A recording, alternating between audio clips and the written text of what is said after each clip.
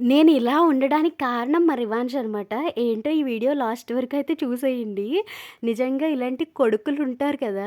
అందరికీ ఉంటారు ఇలాంటి చీలు కొడుకులు. కొంతమంది ఎక్కడో సైలెంట్‌గా ఉంటారేమో. అబ్బాయిలంటేనే వాళ్ళు అల్లరి అంటే అల్లరే. నాకైతే అమ్మాయిలు బెటర్ అనిపిస్తది ఒక్కొక్కసారి తలుచుకుంటుంటే.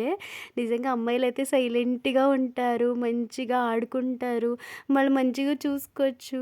వీళ్ళని ఎంత చూసినా కూడా ఇక్కడ నన్ను చూసారు కదా! ఒంగోపెట్టి మరి నా జుట్టు పీకేస్తున్నాడు. మా ఇంటికి ఎవరైనా వచ్చినప్పుడు కూడా నేను అలాగే ఉంటాను. దానికి కారణం అయితే మా రివాంజ్ అనమాట. మీరేమైనా అనుకోండి. మీ ఇంట్లో కూడా ఇలాంటి చీలు కొడుకులున్నారా? ఉంటే కామెంట్ చేసేయండి. మా వోడికి ఇప్పుడిప్పుడే మాటలొస్తున్నాయి. ఇక్కడ పప్పా అంటున్నాడు చూసారా?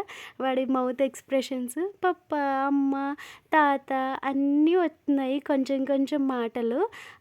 ఆ మాటలతోటి కూడా కొంచెం ముద్దనిపిస్తాడు. ఇంక ఇలాంటివి చేసినప్పుడు కోపమొస్తది.